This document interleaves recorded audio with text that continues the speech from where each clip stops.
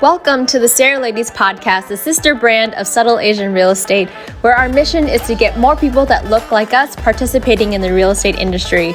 We invite experts to not just talk about real estate, but also about our unique identity as Asian women and the cultural values that shape who we are as investors. I'm Anita Wong. And I'm Tiffany Lee. We're both real estate agents and investors based in the Bay Area and New York City.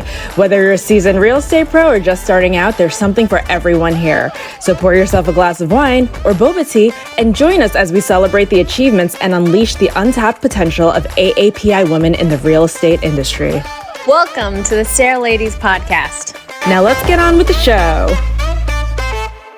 But first, a word from one of our fabulous sponsors. Hey Ryan, how's your student housing room hacking system going?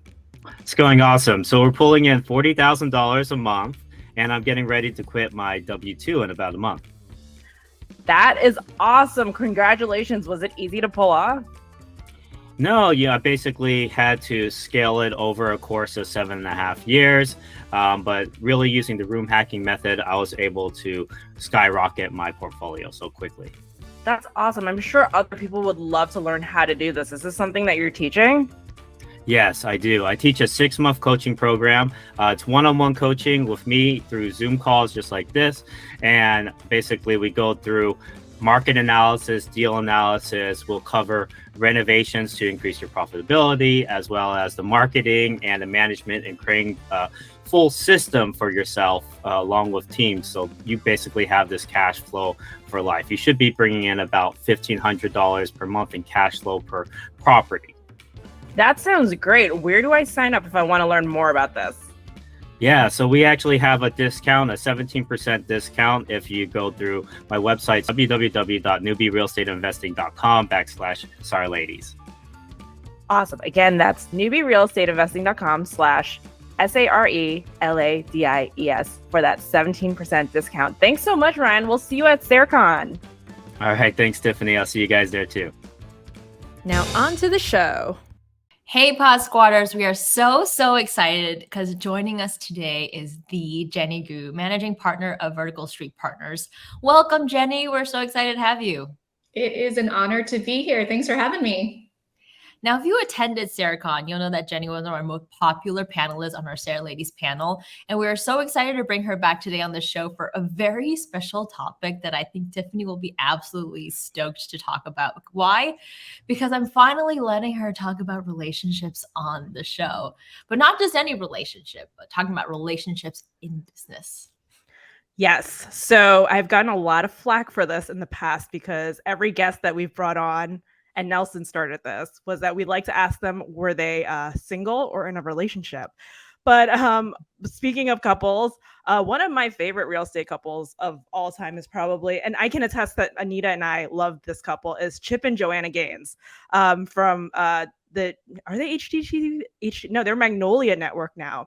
HBO, which is cooler. Yes. So they own their own television network now, like Oprah. So they went from a real estate couple to a media conglomerate couple, plus merchandising and all that good stuff. So in our eyes, we think Chip and Joanna are like the power couple. And actually at the sorority Dallas trip last year, Anita was driving us around and I was freaking out on the freeway when I saw the sign to go to Waco, Texas, and go to the silos because that's where they're based out of. So we're doing one better today. We don't have Chip and Joanna Gaines here with us. We have one better. We have Jenny and what's your husband's name? Jenny and Chip GOU.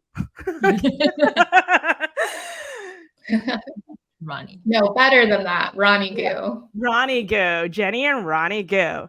So before we jump in, here's a little bit more about Jenny. Jenny GOU is a busy mom of 2 kids, a wife, investor, and entrepreneur. She spent 13 years in corporate America as a sales director at Procter Gamble before deciding to quit her job at 34 to become a full-time investor. Today, she's a managing partner at Vertical Street Ventures, a private equity firm focused on buying and operating multifamily assets in Arizona and Texas. VSV currently has over $350 million of assets under management, and to date, VSV has taken 5 projects full cycle. This isn't in our notes, but Jenny, you came highly recommended by our friend Gina, right? Who was on the podcast before? Yes, yeah, Gina and I are friends. Yeah, absolutely.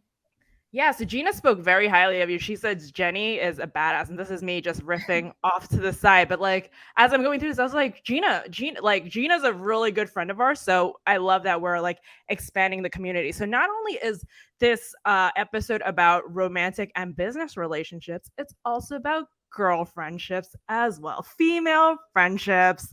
That's what SARE Ladies is all about. Okay, so without any further ado, Jenny, tell us about how you and Ronnie met and how you both got into real estate. Yeah. Well, first off, thank you guys. It's such an honor to be here, and kudos to you both for really stepping up and providing a platform for female empowerment, especially in real estate. So thank you for doing this.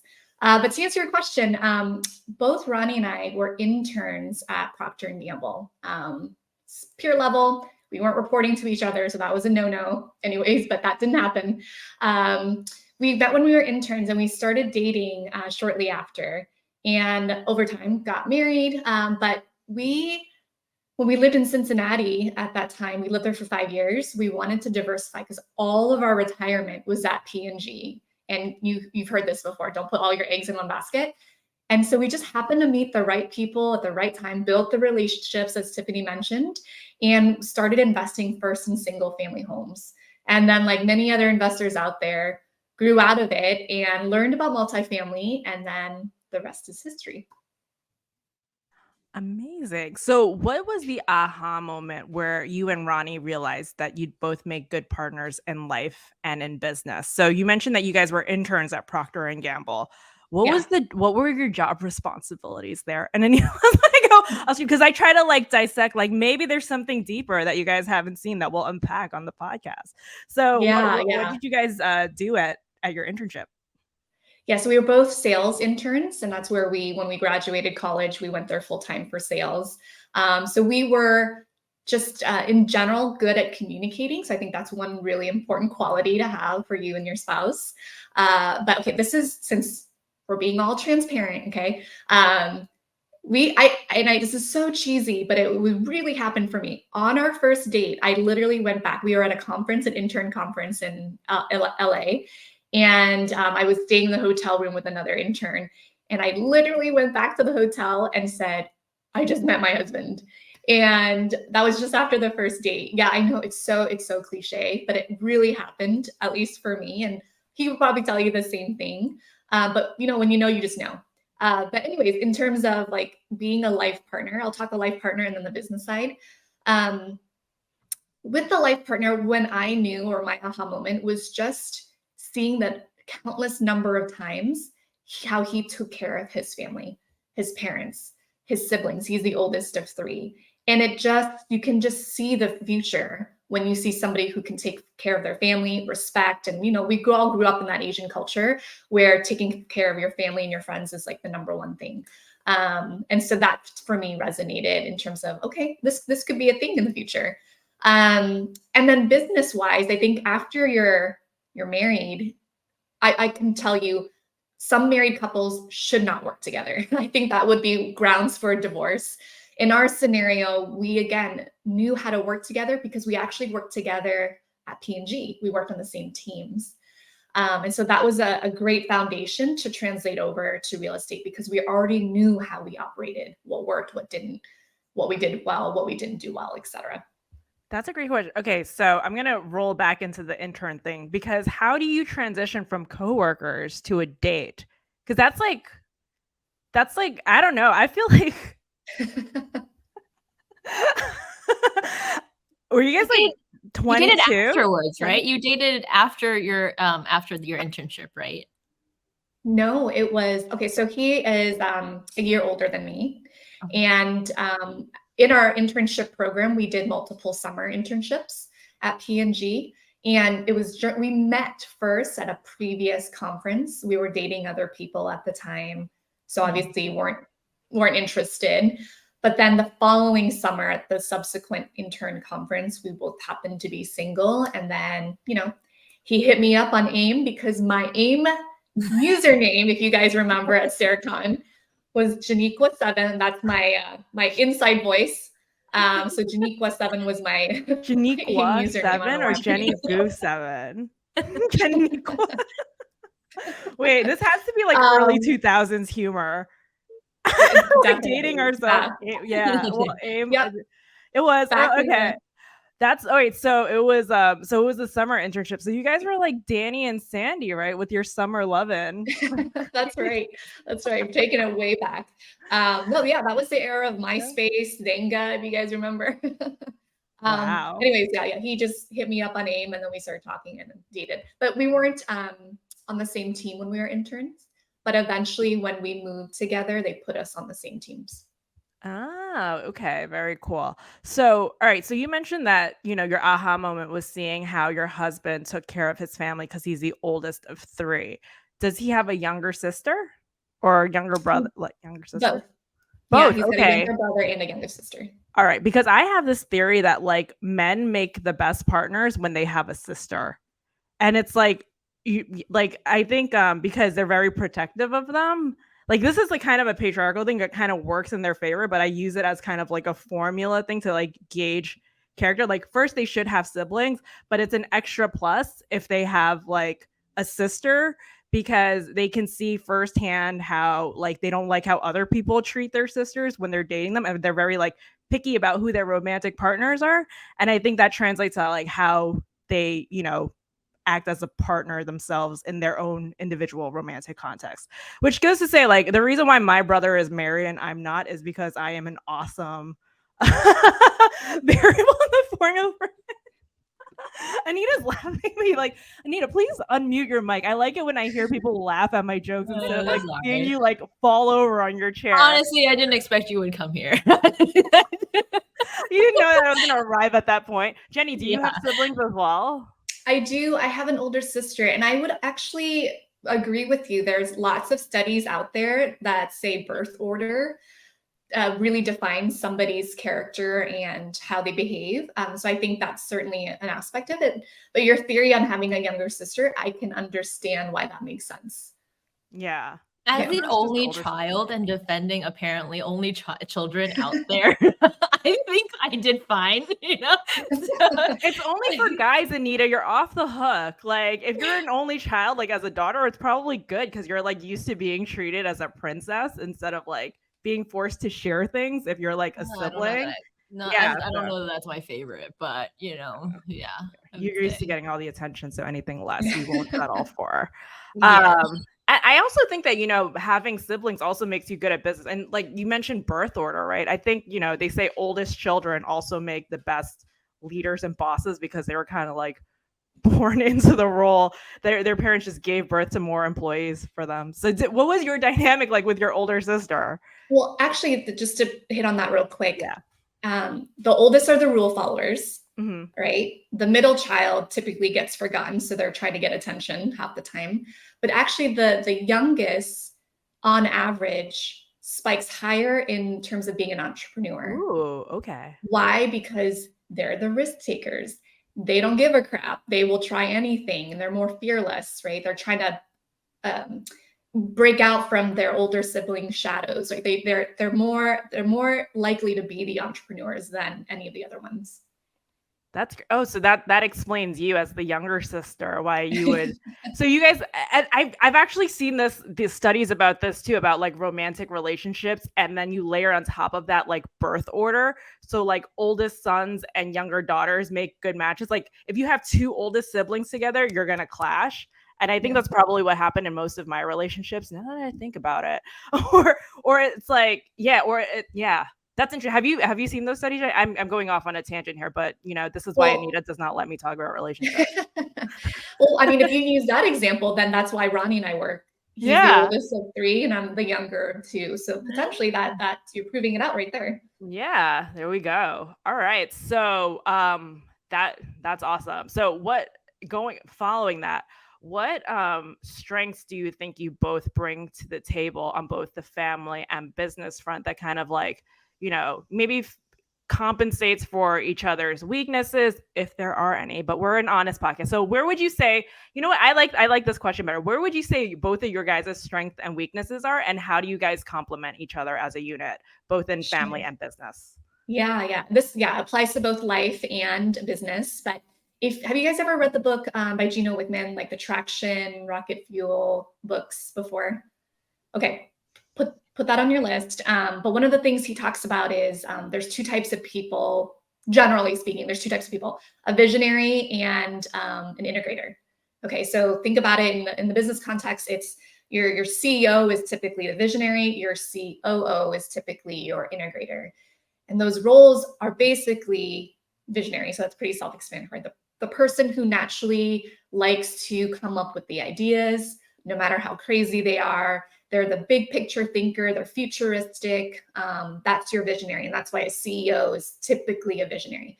The integrator, that's your executor. That's the person that actually gets it done.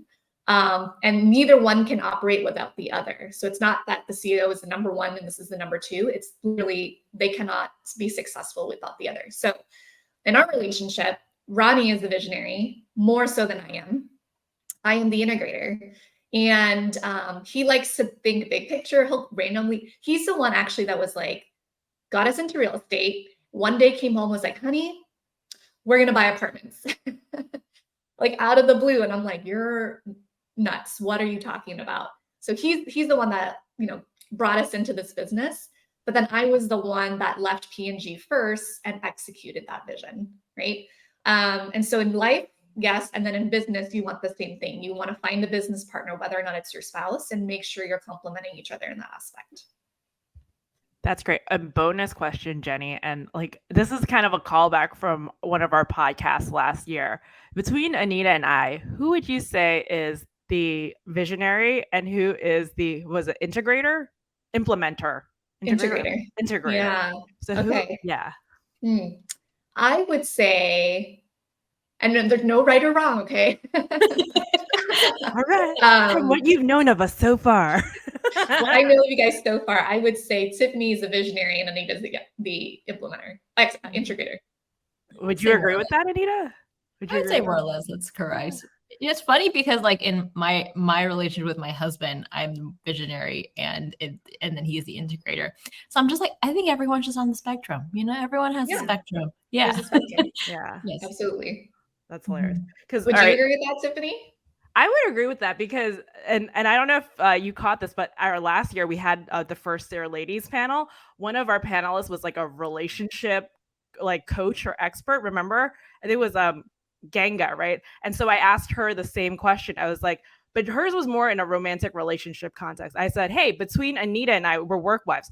Who would you say is the husband and who would you say is the wife? And so she called me the husband and Anita the wife. So it's kind of it kind of matches you and Ronnie in that way. It's I have very masculine traits and it makes it very hard for me to date you guys. Okay. Okay. Okay. Well, it's not. You say so. I don't want to also generalize that typically the visionary is the guy or the male. I don't know what the percentages are, but I can see how it typically can skew male, whereas a lot of women and moms are typically the ones that are managing the details and doing all the work on the back end to make things happen. So right, you guys are mitigating risk. I feel like it's a male trait typically because of our upbringing. To just for men to be more they're more encouraged to take risks, right? And this is why I think we see a much more higher percentage of men in real estate and investing in general, because it's a risky proposition for women who have been raised their whole life to mitigate risk or avoid risk altogether, to either stay safe and stay alive, because it's, a lot of these real, and I've spoken this at length a few times, that a lot of these real estate investment strategies, especially the BRRRR method, and I always point to the BRRRR method, is a no-brainer for guys, but no woman would move to a up and coming sketchy neighborhood, live there and collect rent from their it doesn't make sense. Like it's an invisible wall. So that's kind of my beef with that. But I digress. So that's actually a great. So okay, so you're the implementer integrator, and Ronnie is the visionary. So that's about. So do you see that on the family front too? Not just in business, but in family. Like, where do you think that he has kind of, taken risks with stretching what you and your kids do versus you just making sure everyone is safe? I'm assuming. Maybe I'm overgeneralizing here, but I'll leave it to you, Jenny, to kind of unpack what that looks like behind the scenes. Yeah, so I would say in life too, we'll be married 15 years next year. So feels like forever, but I would say all of our major life decisions, as I look back on it, have typically been initiated by him. Okay. And even though he's the oldest, he tends to be a little bit more of a risk taker relative to his siblings, if I compare them, the three of them together. And then he's typically the one initiated. And then again, I'm typically the one that will execute, push back if I think things are a little crazy or not reasonable, and then put everything into place. Okay. However, I will caveat, he quit P&G. He left P&G as well. Over 2 years ago, joined us at VSV, and last winter decided to take a step back and be the stay-at-home dad. And so for the last almost 10 months to a year now, he's actually been the one executing a lot more of the home things, the kids' jujitsu, soccer, back to school stuff. And so it's actually been really interesting this last year because he's taken on more of that role as the dad and managing the kids' lives and their doctors and dentists. So it's actually been a little refreshing, quite honest. Love that. I already love him already. So progressive. I love it. The modern man. Did you guys should be on the Modern Love series in the New York Times? I love to see it. Get this. He loves to cook. Oh. So he's a keeper. Does he do more of the cooking at home, or do you? He does now because he's got a little bit more flexibility. I love to cook as well. And he would cook. I would cook a lot of more Asian food in the past, and he would cook more, Italian, American, Mexican. But now he's picked up some more Asian recipes. So I'm excited. Oh, wait. I didn't ask this question before. Are you both American-born Asians, or did you guys immigrate over here? He was born in Texas. I was actually born in the Philippines and then migrated over as a refugee. Yeah. Okay, cool. Because I always find that that's an interesting dynamic too, in how couples play out. Because I feel like the immigrant mindset versus a second gen, or I always confuse this, the Asian American mindset, and then how they kind of mesh together in your coming of age, that kind of influences how the relationship dynamic plays out as far as your attitudes that you bring towards gender roles and whatnot. So that's really cool to hear. So it's a nice blend of traditional and modern in your household, which I think is very refreshing. I'd like to hear about the turning point of the stay-at-home dad moment. I was what was the thing that kind of whose decision was it? Was it both your decision? Was it he suggested it? How did it come up? Yeah, good question. So he left P&G and he immediately joined the VSV family as part of the investor relations team. So he helped Steve, our other partner, raise capital, build relationships, all of that good stuff. And that's what we were good at in sales at P&G. We sold to customers and had to build that relationship and trust. But you know what, honestly, and he probably won't say this, but I think I probably wore him out because it was a lot of work, stepping in from one career into another. And I don't think he had time to retire and have that time for himself. And so I think I probably burnt him out in that first year. And then, the reason we moved back to California, the reason we got into passive investing and real estate was because we wanted to spend more time with family. And so since I was already ingrained in the business, he made he initiated the thought, and I fully support the decision of him wanting to step away and be there for the kids. They're almost 10 and 7. We live with his parents on the same, in the same property. And he now gets to spend more time with his parents as well. His dad had lung cancer. 5-6 years ago, right? And so now he gets to choose how he spends his time. And that's exactly why we are all doing what we do. We get to choose.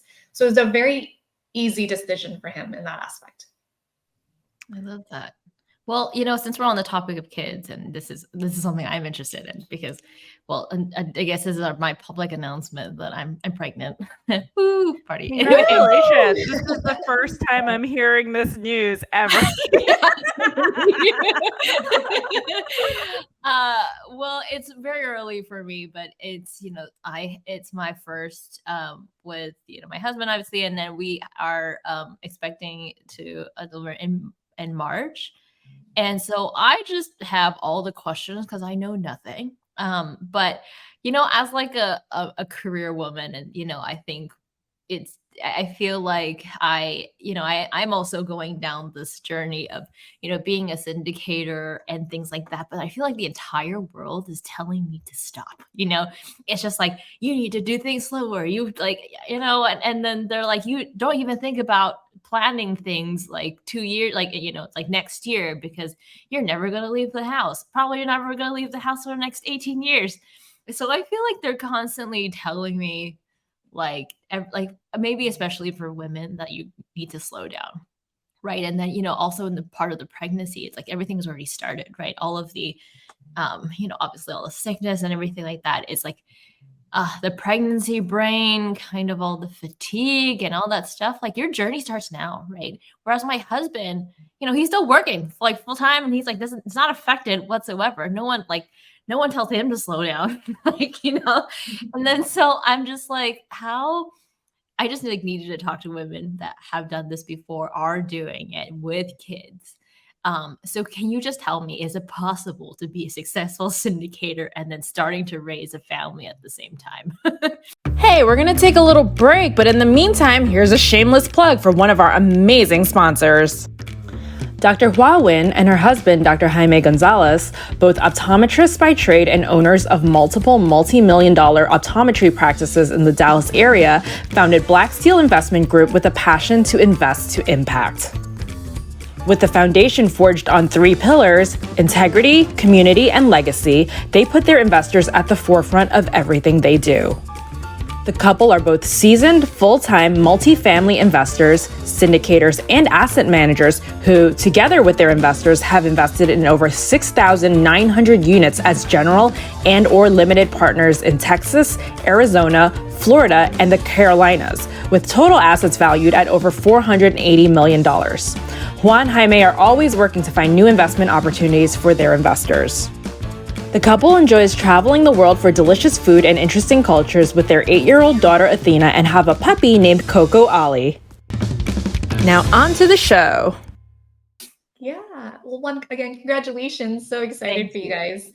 Super fun, and it's going to rock your world. Absolutely. To answer your question, absolutely. It doesn't even matter if you're trying to be a syndicator and a mom, or a doctor and a mom, or an engineer and a mom. There is no reason why something restricts the other. Okay. You can be both. And I think I mentioned this on the panel, but we have more time than we think. We spend a lot of time doing things that are not important, that just takes up a lot of our time. And so when I hear someone say, you shouldn't do this, or you need to slow down, why? What is driving that conversation? Because now more than ever, we have more examples of successful women who can have it all, who make it, it's not easy, right? It shouldn't be. We have more examples of successful women. We have more resources than anybody had 50 or 100 years ago. There's absolutely no reason why you need to slow down or not pursue something that you have passion for because something else important happened. Do you know what I mean? So absolutely, that should never be a question. And shame on them for telling you to slow down when you don't want to.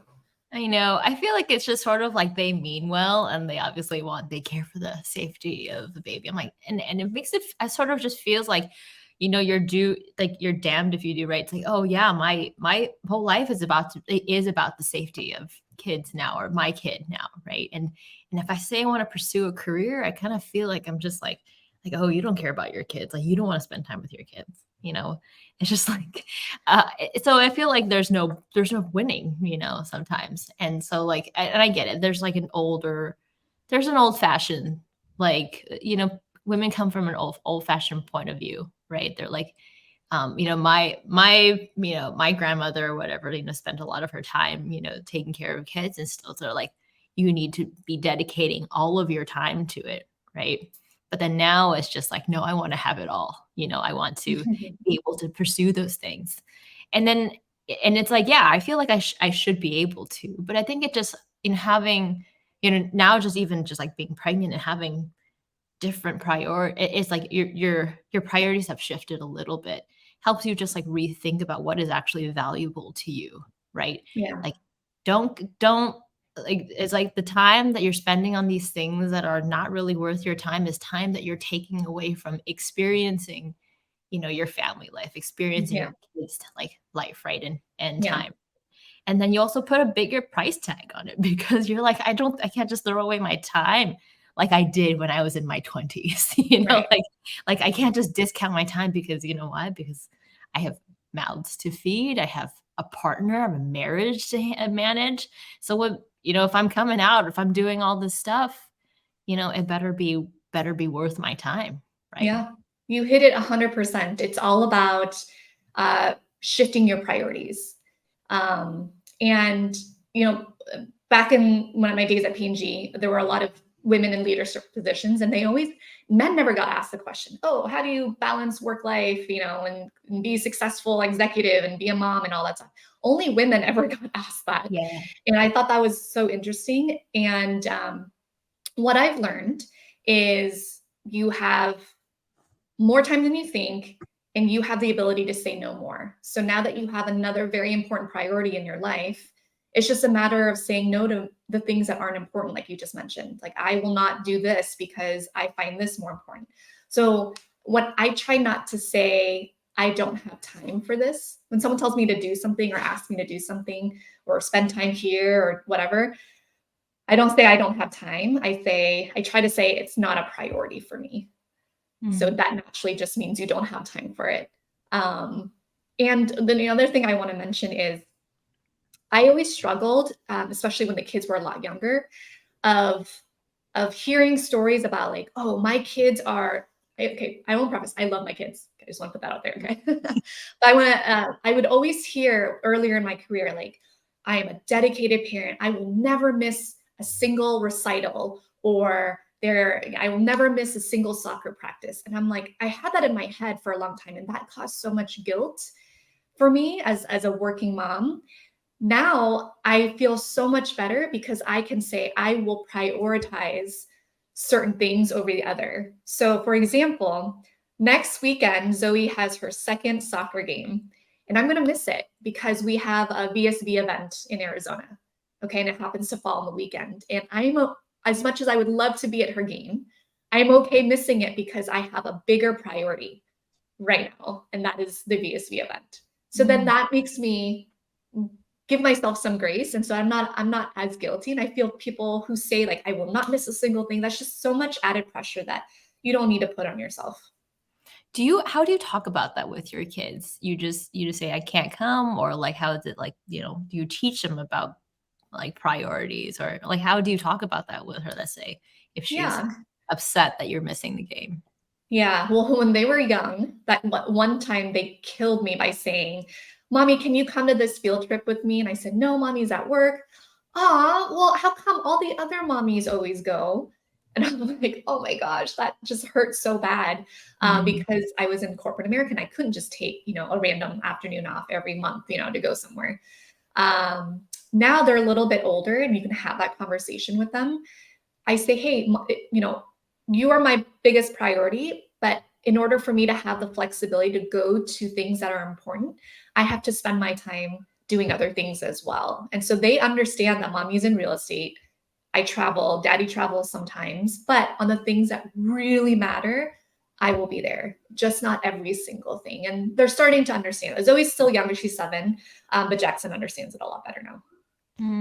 I remember like when I was a kid too. I mean, my parents were like obviously like very typical immigrant family, right? It's like my parents were running like shops and restaurants and things like that. And they would never I was like, they never picked me up on time ever for for anything after school. They would basically try to shove me as many after school programs that they could possibly fit me into.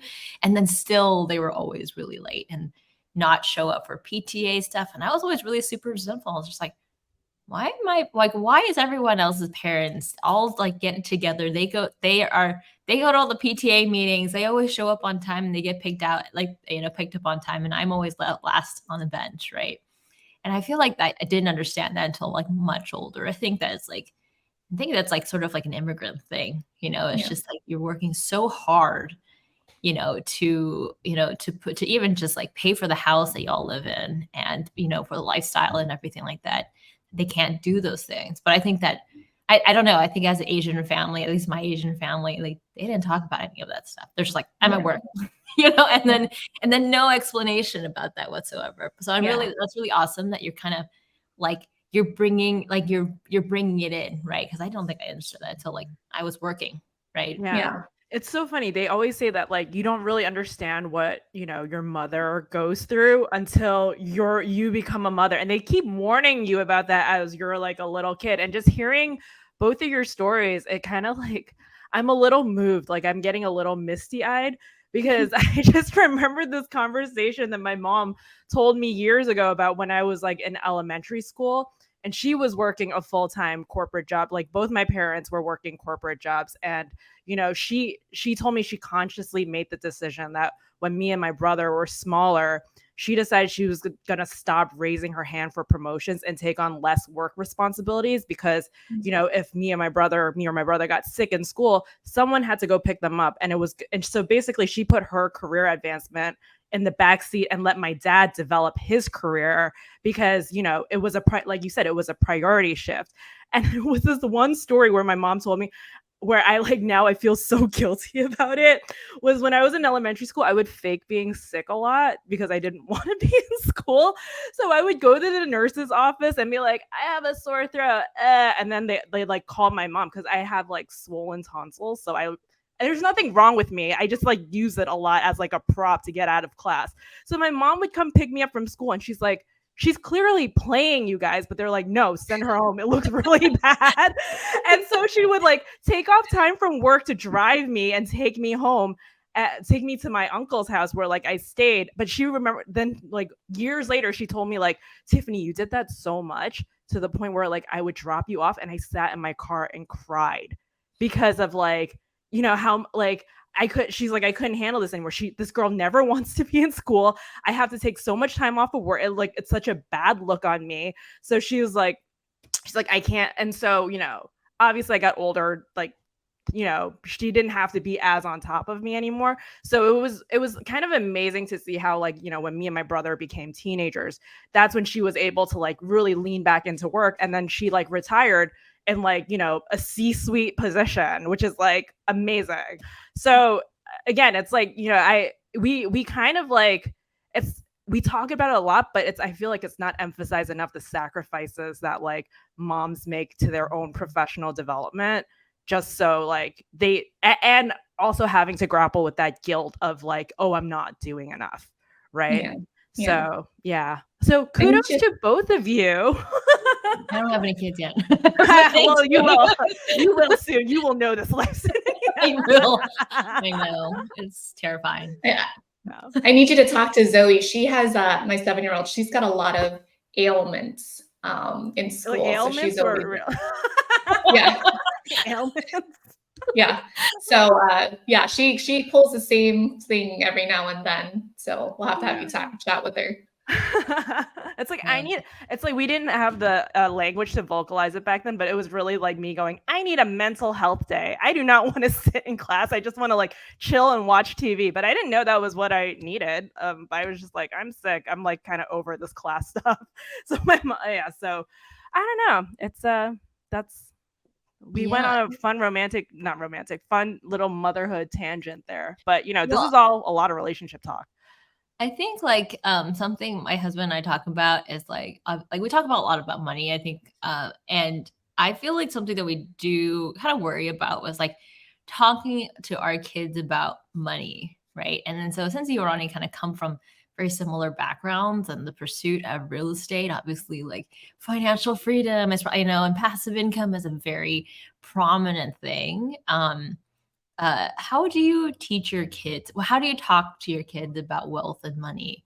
And then what is like the healthy way to approach wealth? Yeah, great question, because you're right. I'm sure like you guys, I never learned anything about money when I grew up. It was just save, save, save, put it in the bank, maybe under the mattress, couch, whatever, but never anything about retirement or investing. And we actually have lots of conversations about finances, about family finances.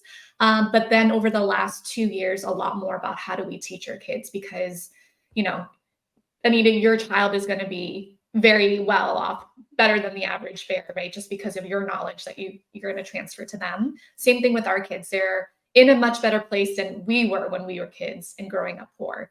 So how do you instill that same learning and value of money? So we've done a couple things. A couple years ago, it was during COVID, one of the years of COVID, we started that 3 buckets, save, spend, share bucket, where we gave them allowance every week and they would divvy up that money into those 3 buckets. And it lasted for a week because I think they were too young. It just went to crap because all they wanted to do was spend. And every now and then they would, donate $1 here or there. But it didn't work because they were too young. And so now, over the last, I would call it 9 months, we've actually done something different. And I think it's been working really well. So we each gave them a little debit card. It's a program from Greenlight. It's basically their own little bank account that we have access to and we can transfer money in and out of. But they each started with $100. And so we've told them, and we don't give allowance because we don't believe in paying for chores. You're part of the family. You're not going to be paying. We're not paying you to do things you should be doing anyways, cleaning your room and it's okay if you do. It's not right or wrong. It's just our values. So we don't pay them for chores. Instead, they'll get money from Christmas, birthdays, Lunar New Year, etc. Tooth Fairy. They can input it into the card, and mommy and daddy will buy you things that you need: food, shelter, water, clothes, backpacks, like stuff for school, etc. If you want to buy anything extra above and beyond that, you pay for that out of your Greenlight card. And so now they're like, oh, well, when I say, nope, you pay for it yourself after that if you want that extra candy or chocolate bar. Oh, okay, well then I guess I don't need it.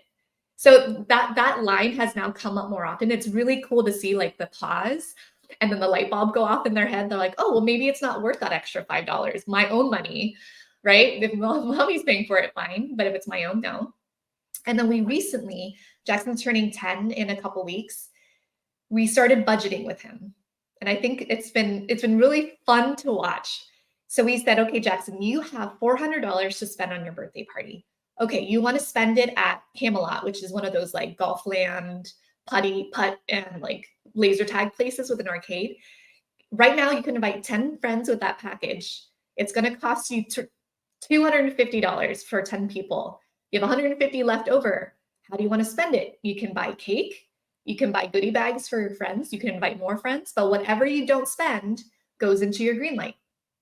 So now he's like, oh, okay, well, how much are goodie bags? Well, how much is an extra person? So now he's starting to budget and writing it down. Like, he's like, okay, well, I want to put $50 in my Greenlight because I want to keep the money. Then I have how much left to spend over. And he's like, well, how much does this cost? So it's really, really cool to see, like, if you give him a chance to learn how to budget, even a couple $100 like this, it's a good, so he's 9 right now, but I think it's a good age at this point to start teaching that stuff. Anything younger than 7, it doesn't resonate, in my opinion. that part of their brain hasn't like fully developed yet of like, logically finding. And like, I feel like, what do they say? Adult brains are also not fully formed till you're like 25, right? So it's good to start 25. Like Yeah, the prefrontal cortex and the impulsivity thing, You got it. which tracks if I like think back of all the decisions I made leading up to 25, 27. I'm like, how am I still alive? You're like, my prefrontal cortex was My not prefrontal formed cortex yet. is not fully formed yet. Well, we got married really young. I was 23 when I got married. Ronnie was just turned 25. And when we learned that fact, we're like, holy cow, what if we changed our minds? Like, what if our brains weren't fully developed when we got married? Holy crap. But yeah, we're fine. We're still together. Good. Congratulations. Circling back to the money part about it, have your kids ever asked you about like being rich and like what that means? Or like, obviously they probably have already asked, like, why does this kid have insert tech, like the latest tech here, and then I don't, or whatever? Have they talked to you about that? They've said, and we can't control 100% what they hear through their friends or what they see on TV and Disney, all those channels. But they have said, oh, well, let's do this, aren't we rich? And I said, well, what do you mean by rich? Like, what's the definition of rich for you? And they said, well, we can do this and we can pay for this and all this stuff. And I said, okay, we have enough to do certain things. But rich can also mean stuff other than money. You could be rich or wealthy with love. You can be rich or wealthy with friends or family. There are other things that can be used to define versus just money. And so I'm trying to get them to understand, like, rich just means a lot of something. Okay. So I think they're starting to get that. But they have compared it to other contexts, like, oh, wow. One of their friends, I'll call him Bob. Wow, Bob's house is really big. It's way bigger than ours. Like, they must be really rich. So like when those types of statements come up, then we have to like peel it back and say, okay, well, yes, that's what they can afford. And that was what was important to them, but yes, our house is smaller, but we spend a lot more time traveling. Like, that's how we define, rich and wealthy for us, like our time together. So we try to like steer it in a way that they can compare what that means. I love that. I think it's just like more of a holistic look on it, right? And it's like, it's not based on the stuff that they see. It's like, the car or like the fancy toys or all that stuff.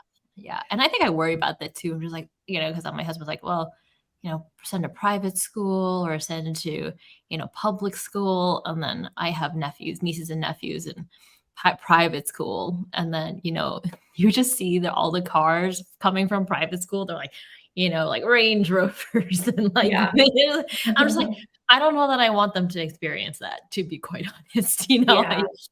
There's this book called The Price of Privilege. Have you heard of it before? It's like a psychology book. This is funny. So I saw it on the bookshelf of one of my like hyper rich, like, pedigreed friends, Ivy League educated, comes from like family money. So this was on one of their bookshelves, The Price of Privilege, which is like, I think it was written by a psychologist. Yeah, she's a PhD, and it's about raising kids with money so they don't turn out, for lack of a better word, to be like assholes. Like, it's like being very conscious of like, okay, we know that you're coming up with money, and that's going to affect your worldview a lot more than other circles. Like, not everyone is as fortunate as you are. So I think that's like, as these Asian generations, as we're building more generational wealth, this is now something that we might have to consider down the line, that generations past that were in survival mode didn't have to think about. Like, we're very like, especially like when you're like new money, you come from salt of the earth, but then like as generations go by, you're just like, oh, and that's why, like, I feel like dynasties have fallen apart in ancient China. So like all that, like it happens when like, the kids are like, oh yeah, I'm super rich, I'm born to money, and then they get overthrown by like, scrappier workers, right? So it's like, how do you preserve that work ethic and without like when things are just like, when things can easily come to you since the day you were born, right? So that's you raised a really good point, and maybe this is the balance. Like, so they see the wealth comparative to friends and people we live around, etc. But we also see a lot of, like, we live in North Orange County. We see also homeless people on the streets. And so I think when we're younger, we just blinders on, you don't see them, you don't say anything, you don't talk about it in the car with your parents. But we actually talk about it in the car. I will literally point them out and say, guys, do you see there's a bunch of tents underneath the bridge? Like, those are homeless people. Oh, what do you mean homeless? They don't have a house or family or friends nearby that can help them. Well, why don't they help them? Or why don't they have a house? And then we're so big on conversations with the kids now. Like, we just continue that conversation. Well, it's all about choices. They've probably made choices that have hurt their chances of getting, a house, or they broke relationships, or something happened that caused them to get there. So they understand. We've donated money to people, right? So they can see, like, you have to give, you have to be grateful for what you have and give. And we've also taken them to do community service together so that they can see they're so fortunate, but then also just the act of service is equally important versus just comparing. But I want to take them back to Vietnam, where my family's from, so they can see, like, the villages and be exposed to so much more than just their little Orange County bubble, So that's going to happen over time. But yeah, we're trying to do more. And I welcome any ideas and feedback, but we're trying to do more so that they're not a-holes, girl to be so privileged themselves. That's so funny. That you saying that you wanted to bring your kids back to the motherland, back to like your old village, reminds me of when I went back to China for the first time with my family. I was probably like 18, 19 years old. And by then my like very outspoken personality has set in. And so I was like joking around with my dad in China on the street. And he's like, if you say that, you'll get executed here. He was obviously joking, but it was like a running joke of like, every time we like said like some smart aleck remark, my dad's like, you're so Americanized in China, you get executed for that. He's not totally wrong. I mean, like, look what happened to a lot of those outspoken celebrities that like criticized the government. They like magically disappeared. So it's like, even, basic liberties that we take for granted in America is, exposing them to more worldly things, I think, can make a more well-rounded person as we talk about like motherhood and the type of, people we want to put out into the world. As I say this with my 0 children on the horizon. Well, okay. I think it's good you're thinking about it ahead of time. Yeah. Yes. For our rapid fire questions. Hold on. I want to do the thing. Wait, where's my... All right, rapid fire questions. And there we go. Did you see that? Was it too rapid? No, I'll do it was again. perfect. No, it was perfect. Okay, fine. All right. Jenny, what is the one thing a mentor or family member taught you that still resonates with you today? I would say my mom taught me humility. And I'll caveat by saying, but it was overkill. And it stuck with me because that was juxtaposed, I can't speak today, by working in an environment at P&G where I was exposed to so many female leaders, where they pushed me to be confident and not be afraid to share how great I am. So I think the combination of the two has helped me balance how to be humble and teach that to my kids. Okay. Name someone that is doing something awesome and that everyone should know about. Yeah. I don't know if you know Kathy Jang. She's a huge part of our team. She's our VP of marketing. And she shared something with me, and she's been doing this for the last, I think, at least a year, but she partners with the Arizona Commission of Economic Education and developed a scholarship fund to drive financial education. And that's just something I super admire about her, and I want to eventually jump into myself. So any way that we can give back, especially since all of us are on the financial freedom journey, I think that's super great. So yeah, kudos to her. And I definitely want to take that and run with it as well. Oh, I'll have to talk to Kathy about it. I'm interested in also starting a scholarship too. I'd love to hear about that. Yeah. Name a book that significantly changed your career. God, there's so many, and I don't want to list The Purple Book as one. So I'm going to say Go Giver. If you haven't read Go Giver, it's a very easy, short book to read, but it just reframes how this is all about a relationship business. Everything is really, but to do and get more and receive more in life, you just need to give more. So that really changed my mindset. And I read that, I think, last year. And I highly recommend it for everybody. That's like every sales 101 book, right? It's the Go Giver and Who Moved My Cheese. Yeah. Are you guys familiar? Okay, never mind. Yep. What is one habit that you have in your daily routine that fundamentally changed who you are as a businesswoman? I would say this probably changed just my life in general, but certainly impacted the business side. I just started working out more often. I would say I'm probably in the best shape of my life now after even 2 kids than I was in my 20s. Because even if it's 30 minutes a day and it's the beginning of the day, it just jump starts everything. And how I integrate the business part of it actually is sometimes I'll be doing really hard cardio and I just want to be done. And I think, no, like if this is a business problem, I have to solve it. And I have to get through it. And that's how I think about my workouts. And then at the end of it, I just feel so good. And that just it just sets the tone for the day. And I feel blah when I don't do it every day. So that's over the last year and a half, that's been a lot more of a priority for me, my health and physical activity. All right. What's one business lesson that every good syndicator should learn? They should know when to say no.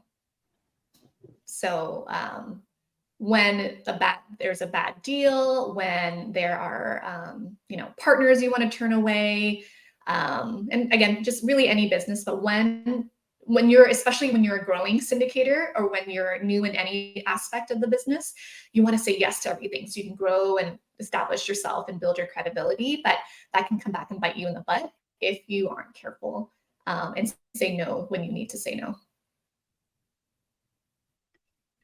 Got it. Well, thank you very much. That is awesome. I loved all of your answers. I love that. And to wrap us up, Jenny, you are such a multifaceted person. You're like a wife, a mother, a friend, a business professional, like real estate guru, salesperson, now mentor, like up and coming, like you want to mentor people.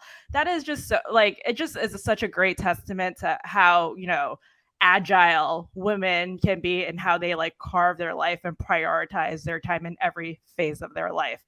And so this episode was about relationships, but it's not just romantic relationships that we touched on, Anita. We touched on, sibling relationships, business partnerships, your relationship with your children, your relationship with, your professional network. And I love that you come from a sales background. So it's just, in sales, it's just the relationship thing is hammered over and over again. But most importantly, I think the coolest discovery was, what you mentioned towards the end is it's not just your relationship with, externally, it's also your relationship with yourself, setting boundaries, saying no, taking time for self-care.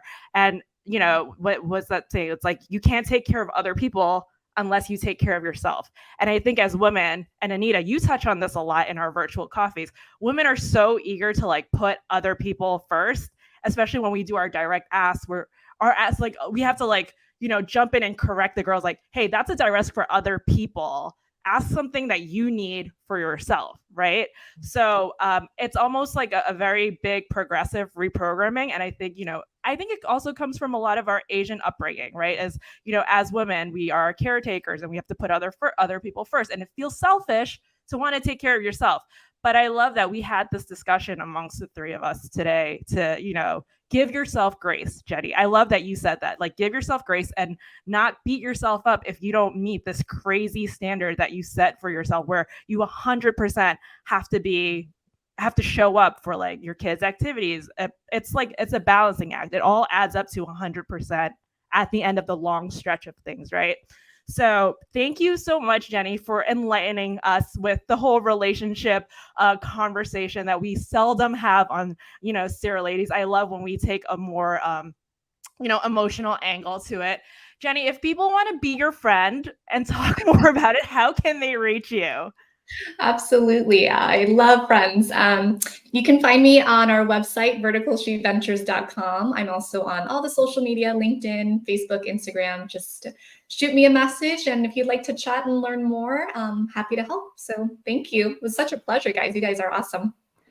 Thanks for listening. Here's one last note from our lovely sponsors. Hey, SARE ladies, listeners, Tony the CPA dude here, also your resident SARE tax bro. And with your lovely host, they came up with some great ideas. So Miss Tiffany and Miss Anita here came up with the tax workout plan.